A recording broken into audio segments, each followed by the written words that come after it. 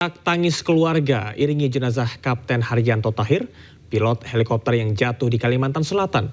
Helikopter membawa 8 orang penumpang, semua korban meninggal dunia.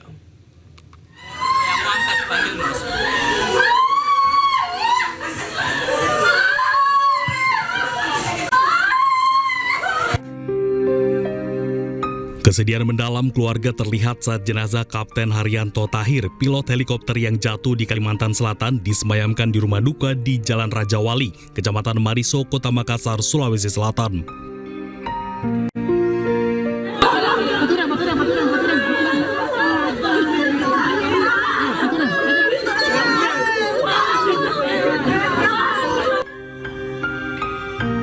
Tangis keluarga pecah saat jenazah akan dibawa menuju masjid untuk disolatkan.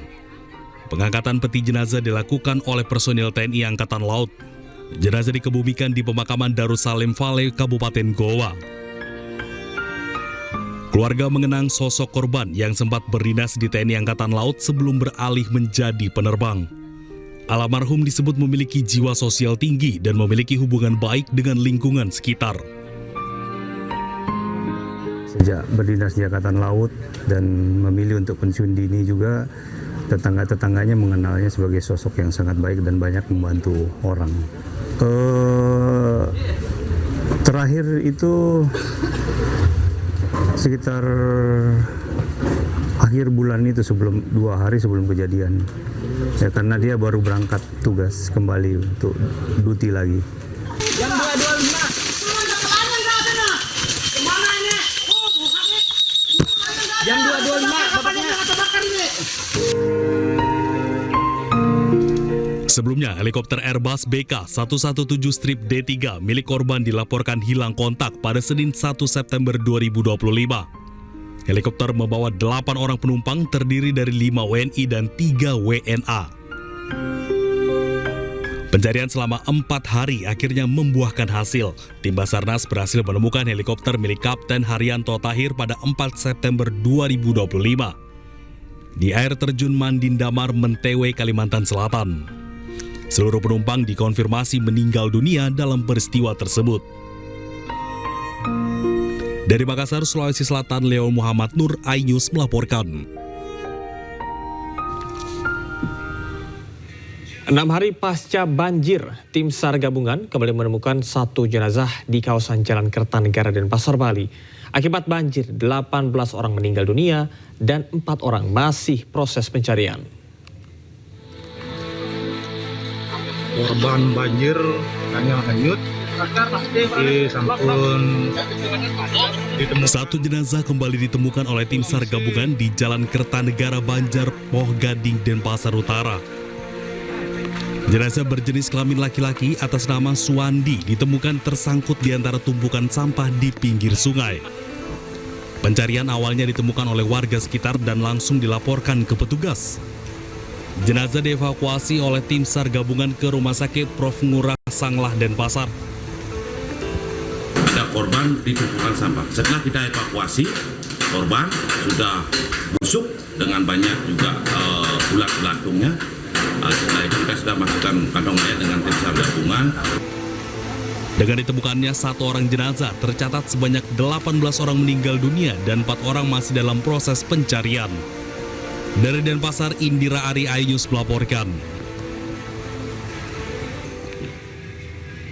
Badan Penanggulangan Bencana menetapkan Bali status tanggap darurat bencana hingga 17 September 2025. Status ditetapkan untuk mempermudah penanganan termasuk langkah rehabilitasi dan rekonstruksi pasca bencana.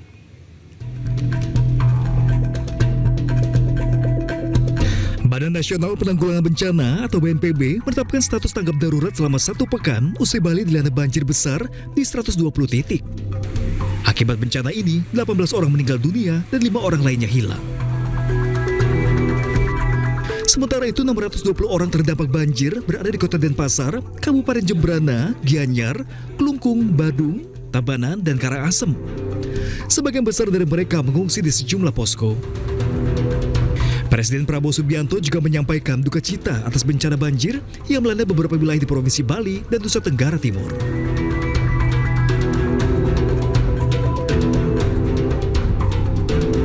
Presiden Prabowo juga menekankan agar distribusi bantuan cepat dan tepat sasaran.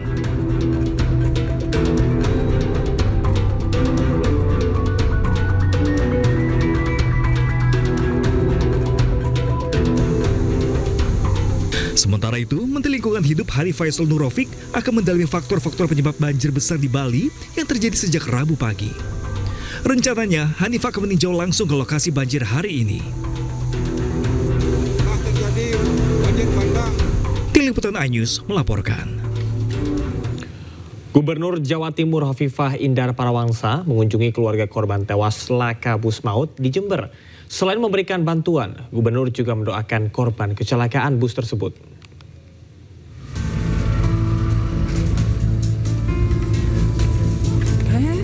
Gubernur Jawa Timur bersama rombongan mendatangi kediaman korban kecelakaan bus pariwisata di Desa Serut, Kecamatan Panti, Jember, Jawa Timur. Kedatangan Khofifah disambut langsung oleh pejabat setempat dan perwakilan keluarga korban. Dalam kunjungannya ini, Khofifah memberikan bantuan sembari mendoakan keluarga yang ditinggalkan. Sementara terkait kecelakaan, pihaknya masih menunggu penyelidikan KNKT. Dalam waktu dekat, insya Allah KNKT akan turun. Jadi Komite Nasional Kecelakaan Transportasi ini akan turun dan akan melakukan telaah kembali apakah ada hal yang harus dilakukan evaluasi dari calokan jalan misalnya. Lebih lanjut, Khofifah menjelaskan bukan tidak mungkin kawasan jalur rawan di Bromo bakal dibuatkan jalur keselamatan. Hal itu dilakukan untuk mencegah kecelakaan serupa terjadi. Dari Jember, Jawa Timur, Bambang Sugiarto, iNews melaporkan. 7 dari korban tewas akibat kecelakaan bus yang membawa rombongan tenaga kesehatan telah dimakamkan. Sementara terkait dengan kecelakaan, polisi menahan sang sopir untuk diperiksa.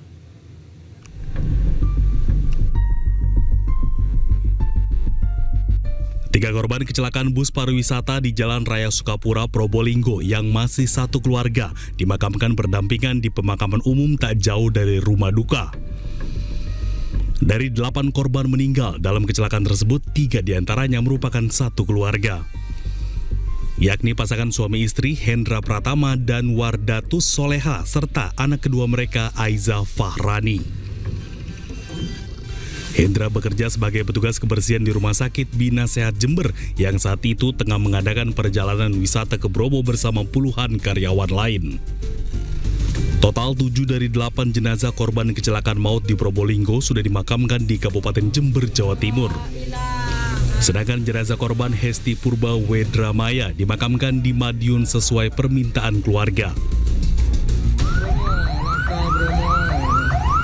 Sebelumnya bus yang ditumpangi rombongan tenaga kesehatan Rumah Sakit Bina Sehat Jember kecelakaan saat melintas di Jalan Bromo, Probolinggo, Jawa Timur.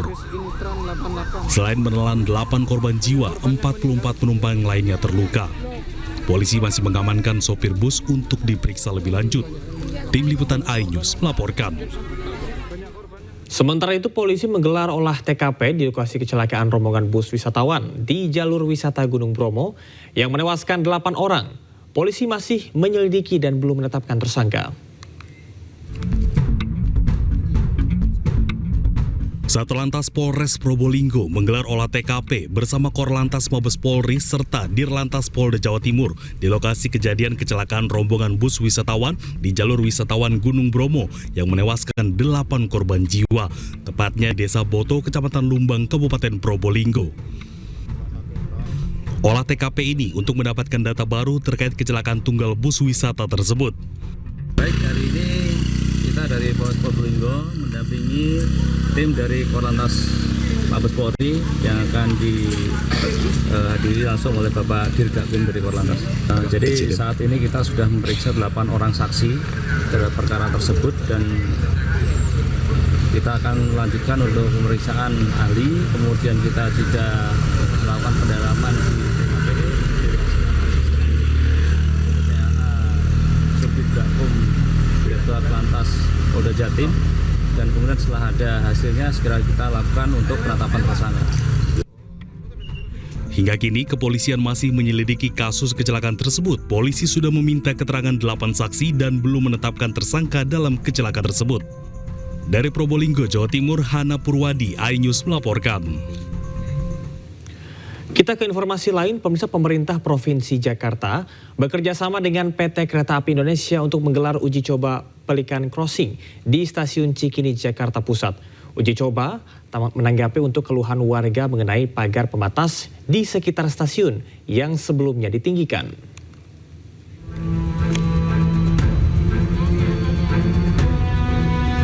Uji coba penyeberangan dengan rambu lalu lintas atau Pelikan Cross resmi dilakukan di sisi timur Stasiun Cikini. Keberadaan Pelikan Crossing ini diharapkan bisa mempermudah pengguna KRL karena tidak perlu berputar jauh untuk mengakses Stasiun Cikini, Jakarta Pusat. Selain itu, kebijakan ini juga sebagai solusi atas keluhan pengguna KRL usai KAI Daop 1 Jakarta melakukan peninggian pagar. Dalam kesempatan ini, Gubernur DKI Jakarta, Pramono Anung, mengimbau pengguna KRL untuk tetap mematuhi aturan rambu lalu lintas ketika menyeberang menuju akses Stasiun Cikini dan melarang kendaraan umum ataupun ojol mangkal di sekitaran Stasiun Cikini. Yang utama jangan sampai kemudian dibebaskan orang turun naik dari sini, nggak boleh. Tetap nggak boleh. Sebab kalau itu dilakukan, sini pasti akan macet sekali. Ya. Jadi untuk JPO akan kita evaluasi kembali, tetapi yang prinsip adalah begini. Pemerintah Jakarta berkomitmen untuk memberikan kemudahan bagi semua warga memanfaatkan fasilitas publik. Pemprov DKI dan PT KAI akan mengevaluasi uji coba ini sebelum menetapkannya sebagai fasilitas permanen. Dari Jakarta, Indra Setiabudi, M. Khoirudin, iNews melaporkan. Dan pemirsa, untuk mengetahui informasi selengkapnya, kami sudah terhubung dengan jurnalis iNews Indra Setiabudi. Ya, selamat malam Indra. Bagaimanakah situasi di Stasiun Cikini saat ini?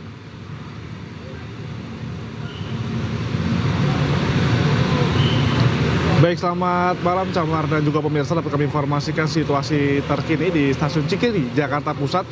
Pasca uji coba Pelikan Cross ini diberlakukan oleh Pemprov Jakarta bekerja sama dengan stakeholder PT KAI Indonesia, yang mana pada hari ini uji coba dilakukan perdana pada pagi hari tadi hingga malam hari ini. Memang masih perlu banyak edukasi bagi masyarakat ya Camar ya, karena banyak orang yang masih belum melihat. Mereka harus menekan tombol di sini, menunggu lampu yang di sana hijau, baru mereka berjalan menuju Stasiun Cikini, Jakarta Pusat.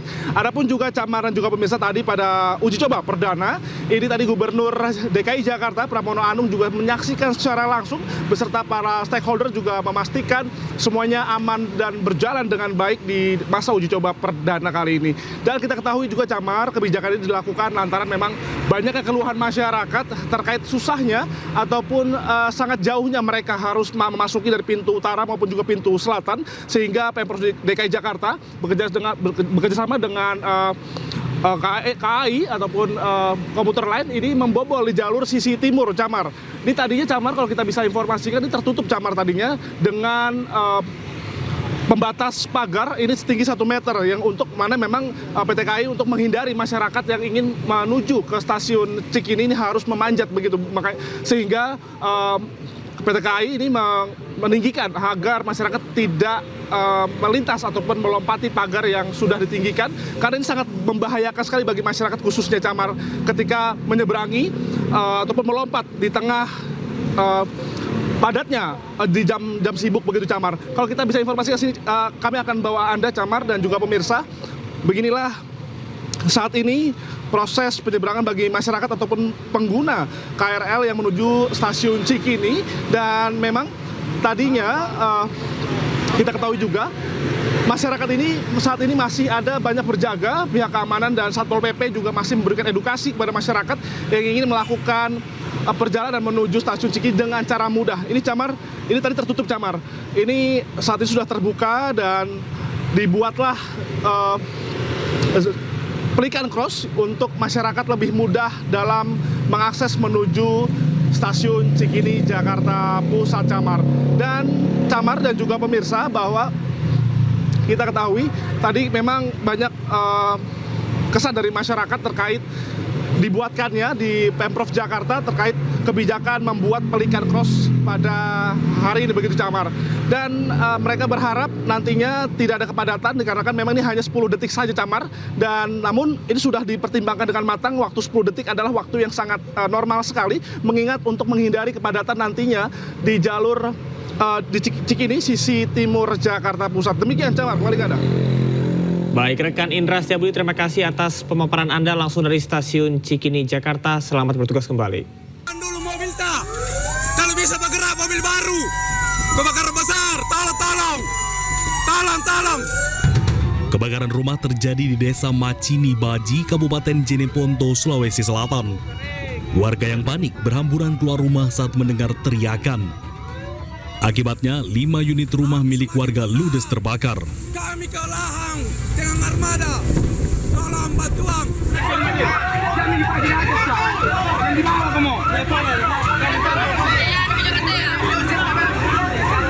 Petugas mengerahkan 5 unit mobil damkar untuk padamkan api. Warga juga ikut membantu memadamkan api dengan alat seadanya. Diduga api berasal dari korsleting listrik dari salah satu rumah warga.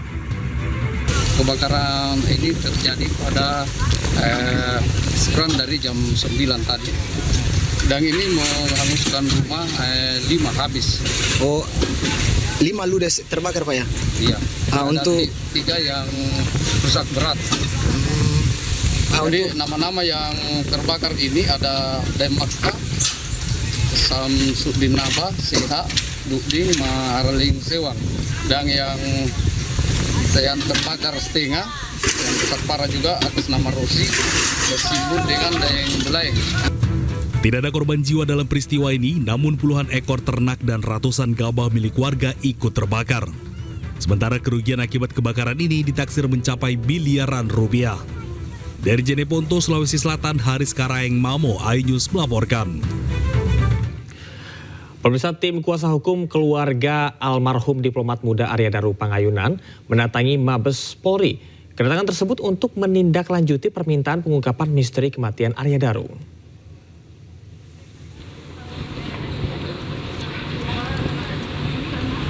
Tim kuasa hukum Arya Daru Pangayunan, Dwi Librianto, mendatangi kantor Sekretariat Umum Mabes Polri. Tim kuasa hukum menyebut telah mendapatkan informasi dari pihak Sekretariat Mabes Polri bahwa surat yang dikirimkan sejak 28 Agustus lalu telah sampai ke pihak Sekretaris Pribadi Kapolri.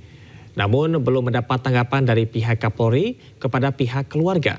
Melalui surat tersebut, pihak keluarga berharap Polri dapat mengungkap penyebab meninggalnya Arya Daru yang hingga kini masih dianggap janggal.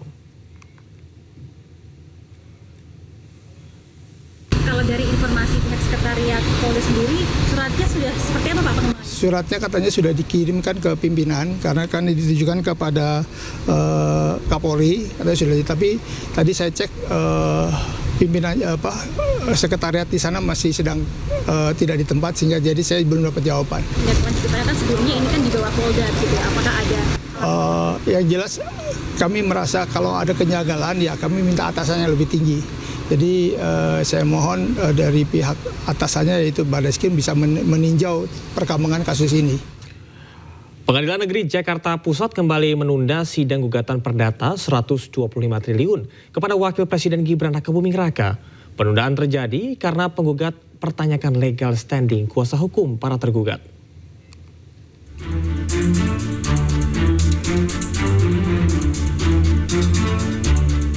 Pengadilan Negeri Jakarta Pusat kembali menunda sidang gugatan perdata 125 triliun kepada Wakil Presiden Gibran Rakabuming Raka. Sidang ditunda karena penggugat atas nama Subhan mempertanyakan dasar hukum pengacara Gibran. Penggugat mempersoalkan persyaratan ijazah Gibran ketika mencalonkan diri sebagai calon wakil presiden. Menurutnya, ijazah Gibran dari luar negeri tak memenuhi persyaratan sebagai calon wakil presiden. Akibatnya, penggugat menuntut Gibran secara perdata senilai 125 triliun rupiah. Ada rencana nggak tapi mungkin Pak Gibran biasanya Pak ya? Ya, yang lain-lain nanti aja. Tadi mediasi Pak, tadi Pak Hakim bilang. Iya, nanti untuk berikutnya masih tadi ada ini. tahapan-tahapan mediasi. Berarti Pak Gibran datang dong Pak? Nanti kita lihat. Pak, terkait sidang hari ini dari Pak Gibran ada sepatah kata-kata Ada arahan Pesan khusus? Iya, pesan khusus gitu belum Pak. ada arahan khusus ya. Saya kira biasa. Tapi beliau mengetahui ya Pak? Yang mengetahui dengan memberikan surat kuasa berarti mengetahui kami ada di sini. Ya. Sidang hari ini merupakan kali kedua setelah yang pertama digelar pada 8 September lalu. Sementara itu, Presiden ke-7 Joko Widodo menduga ada orang besar yang membackup bergulirnya isu ijazah Gibran. Pak, ini ijazah Mas Gibran disoalkan juga Pak, ijazah SMA. Ijazah Jokowi dimasalahkan, ijazah Gibran dimasalahkan, nanti sampai ijazah Janeta dimasalahkan. Ya tapi ya apapun ikuti proses hukum yang ada, ya kita semuanya kita layani. Kalau melihat ijazah yang selalu dipermasalahkan ini, apakah juga masih ada orang besar yang ingin ada orang besar masih ada kaitannya sama? Ya ini kan tidak hanya sehari 2 hari, sudah 4 tahun yang lalu sudah ada itu. Ya, kalau yang nafasnya panjang itu kalau nggak ada yang membackup kan nggak mungkin. Gampang-gampangan aja. Kalau sekolahnya Mas Gibran Pak memang dulu sudah di Singapura ya Pak? SMA dulu memang kelas 1 SMA? Iya, di Orchid Park Secondary School. Oh, yang nyarikan saya. Komisi Pemilihan Umum KPU merilis aturan baru. Publik tidak bisa lagi mengakses dokumen Capres dan Cawapres. Salah satunya adalah ijazah dan surat tanda tamat belajar.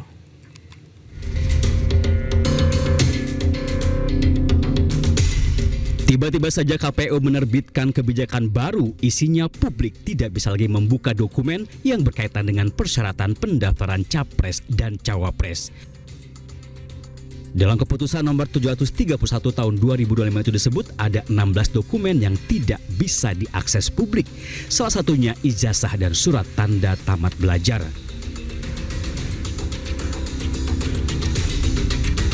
Menurut KPU, keputusan itu dibuat untuk menyesuaikan dengan Undang-Undang Nomor 14 tentang Keterbukaan Informasi Publik. KPU juga menyebut publik masih bisa mengaksesnya jika sudah mendapatkan persetujuan dari yang bersangkutan. Dia bisa dibuka atas persetujuan yang bersangkutan atau karena putusan pengadilan sebagaimana diatur dalam Undang-Undang Keterbukaan Informasi pasal 18 ayat 2. Jadi pada intinya kami hanya menyesuaikan pada dokumen-dokumen tertentu yang ada dalam tanda kutip aturan untuk dijaga kerahasiaannya, misalnya berkaitan dengan rekam medis, kemudian dokumen sekolah atau ijazah dan seterusnya, itu ya yang bersangkutan yang harus diminta kemudian atau atas putusan pengadilan.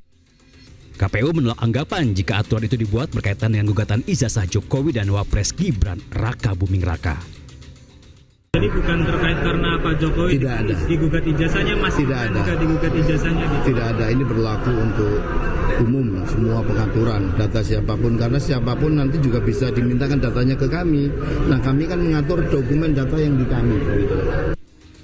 Keputusan KPU yang mendadak itu memantik reaksi DPR. Menurut Wakil Ketua Komisi 2 DPR Dede Yusuf, dokumen yang dimiliki Capres dan Cawapres seharusnya bisa diakses publik. Berkaitan dengan polemik aturan KPU itu, DPR pun berencana memanggil KPU untuk meminta penjelasan. Tim Liputan iNews melaporkan. DPR usulkan satu warga negara hanya punya satu akun media sosial pada setiap platform. Usul disampaikan agar media sosial tidak dimanfaatkan oleh buzzer.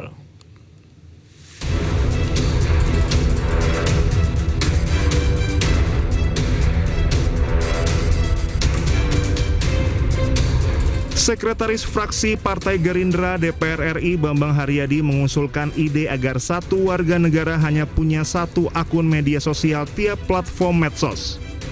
Bambang menyebut ide ini untuk menghindari akun anonim maupun akun palsu. Bambang mengatakan informasi yang disampaikan di media sosial harus dapat dipertanggungjawabkan. Ia menyoroti fenomena akun anonim dan buzzer alias pendengung yang belakangan ini marak berseliweran di berbagai media sosial. Menurutnya, akun-akun anonim tersebut marak digunakan untuk melakukan kejahatan. Bambang Haryadi menegaskan usulan ini bukan untuk membatasi demokrasi namun menjadikan suara masyarakat yang digaungkan melalui medsos adalah suara nyata dari warga itu sendiri. Bukan akun anonim atau buzzer yang bertujuan memframing kondisi untuk kepentingan kelompoknya. Sebelumnya dalam rapat dengar pendapat umum panja penyiaran dengan perusahaan Google, YouTube, Meta, dan TikTok di Komplek Parlemen Senayan, Jakarta 15 Juli 2025, anggota Komisi 1 DPR RI Oleh Soleh mengusulkan satu orang dibatasi memiliki satu akun media sosial. Ketentuan ini dapat membatasi seseorang memiliki banyak akun. TikTok dan YouTube, semuanya ini dalam rangka memfilter akun ganda. Rekomendasi saya, pimpinan dan mohon dicatat sekretariat, dalam rancangan dimasukkan bahwasanya platform digital tidak boleh membuat akun ganda. Saya minta ini. Boleh hanya satu akun asli saja, tidak boleh satu orang memiliki akun ganda, baik perusahaan, lembaga maupun personal. Karena satu-satunya cara itulah yang bisa menghandle berbagai ilegal konten-konten. Politikus PKB ini menilai keberadaan second akun atau akun ganda sangat merusak dan bisa disalahgunakan. Ia menyinggung keberadaan buzzer yang justru mengalahkan sosok berkualifikasi di media sosial. Oleh pun meminta seluruh platform media sosial dapat menyaring keberadaan akun ganda.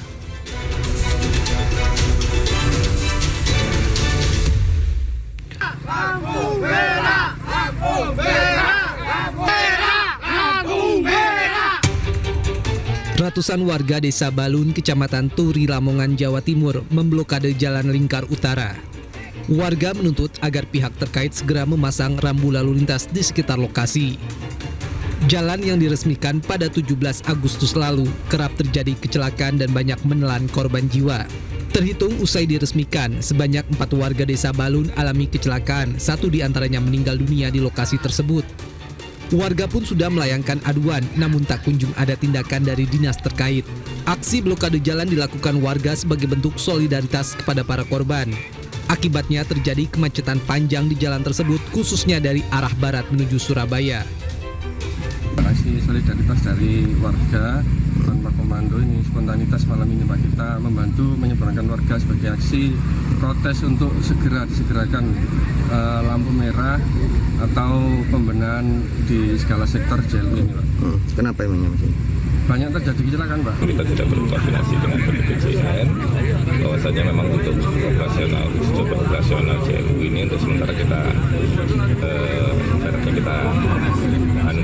terus dulu ditutup dulu sementara, sambil kemudian harapan masyarakat terkait dengan penyediaan traffic light di titik ini kemudian berproses untuk kemudian bisa diajukan melalui pemerintah yang menangani ini.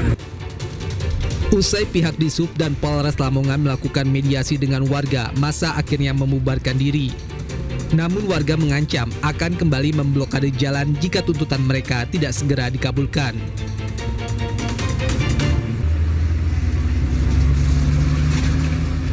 Pemirsa, viral di media sosial, rombongan Wakil Bupati Padang Pariaman diusir warga. Pengusiran diduga karena warga kecewa tidak diterima saat unjuk rasa.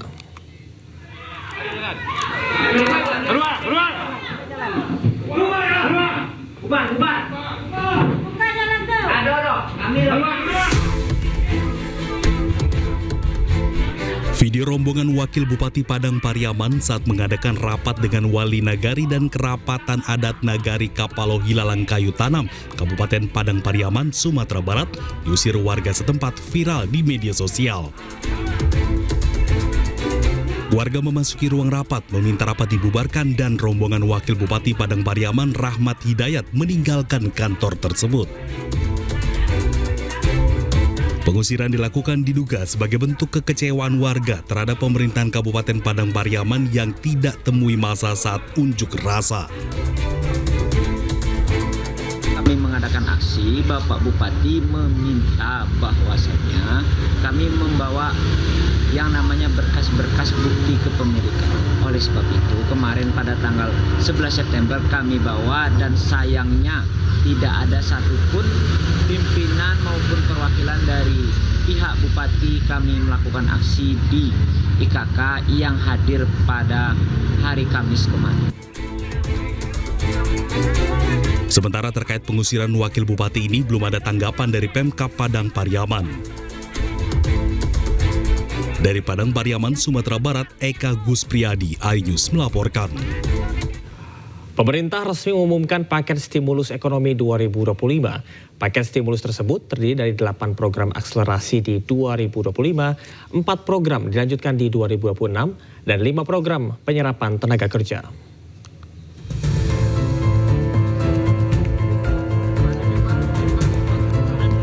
Pemerintah resmi mengumumkan paket stimulus ekonomi 2025 yang disebut dengan 8+4+5. Paket stimulus tersebut terdiri dari 8 program akselerasi di 2025, 4 program dilanjutkan di 2026, dan 5 program penyerapan tenaga kerja. Paket stimulus ekonomi tersebut diumumkan Menko Bidang Perekonomian Erlangga Hartarto usai rapat terbatas dengan Presiden Prabowo Subianto bersama menteri lainnya di Istana Kepresidenan Jakarta. Program paket ekonomi di tahun 2025 ini yang terdiri dari 8 program akselerasi di 2025, 4 program yang dilanjutkan di 2026, dan 5 program yang terkait dengan andalan pemerintah untuk penyerapan tenaga kerja. Nah, dari 8 program akselerasi pembangunan tersebut, yang pertama adalah magang lulusan daripada perguruan tinggi dengan kriteria maksimum fresh graduate 1 tahun. Apakah itu S1, D3, dan yang lain, itu di link and match-kan dengan dikerjasamakan dengan sektor industri, di mana penerima manfaat di tahap pertama 20.000 orang, dan selama proses bekerja diberikan uang saku. Dalam paket stimulus ekonomi tersebut, Erlangga juga menjelaskan akan tim program prioritas yang akan dijalankan bekerja sama dengan beberapa kementerian. Tim Liputan iNews melaporkan. Menteri Keuangan Purbaya Yudi Sadewa optimis ekonomi nasional akan membaik dalam waktu 2 hingga 3 bulan ke depan. Purbaya mengaku Presiden minta pertumbuhan ekonomi Indonesia dipercepat dengan target 8%.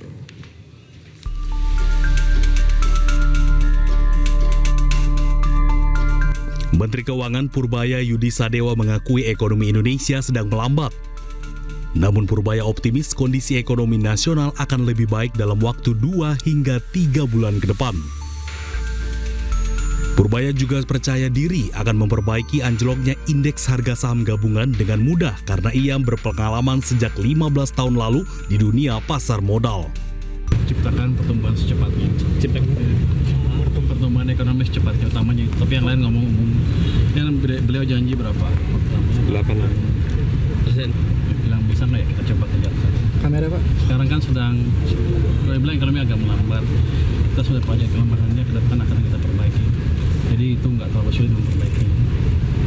Jika Anda lihat nanti mungkin 2 bulan 3 bulan dari sekarang Indonesia cerah kelihatan lagi. Selain itu, Purbaya juga mendapat arahan dari Presiden Prabowo Subianto untuk mempercepat pertumbuhan ekonomi dengan target 8%. Tim Liputan iNews melaporkan. Nama Menteri Keuangan Purbaya Yudi Sadewa sempat menjadi sorotan publik dengan gaya koboynya. Purbaya lantang menyebut perekonomian Indonesia akan segera pulih. Selain itu, Purbaya juga sempat mengkritik Rocky Gerung soal pertumbuhan ekonomi di era Presiden ke-7 Republik Indonesia, Joko Widodo. Jadi, saya mau ngeritik Pak Rocky Gerung sedikit. Dia suka ngeledekin Jokowi nggak ngapa-ngapain. Ini Pak,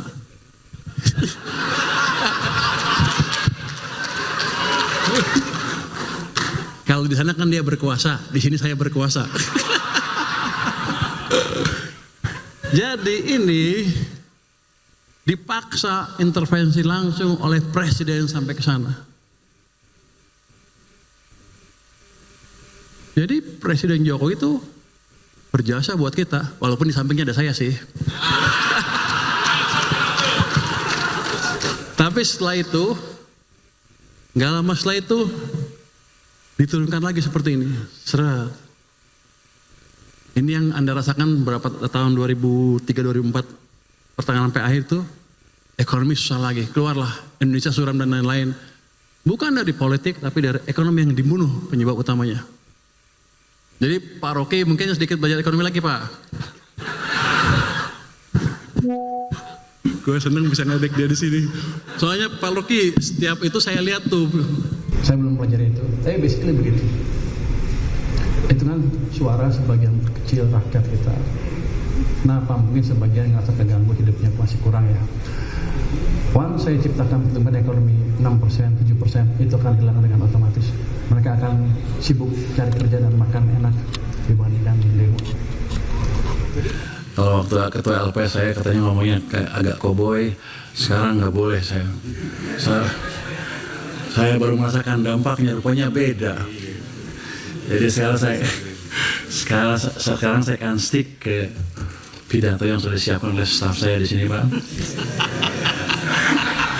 Jadi nggak ada session bebas lagi. Pak Menteri, boleh koboi tapi ada isinya. Siap. Bandingan di LPS mungkin. LPS juga lembaga penting, tapi duduknya di belakang. Kalau bank-bank jatuh, baru kita bekerja keras. Jadi, tapi di sana gajinya gede.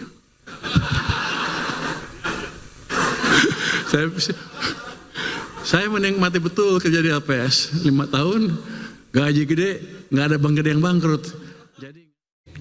Terima kasih, Anda masih di iNews Prime. PM Nepal yang baru Susila Karki mengunjungi korban protes pasca kerusuhan mematikan.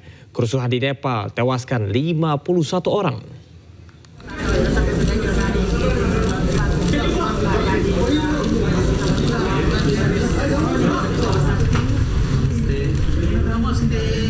Perdana Menteri sementara Nepal yang baru dilantik Susila Karki mengunjungi para pengunjuk rasa yang terluka di rumah sakit Kathmandu pada Sabtu waktu setempat. Para korban akibat protes berujung kerusuhan yang menyebabkan runtuhnya pemerintahan dan menewaskan sedikitnya 51 orang.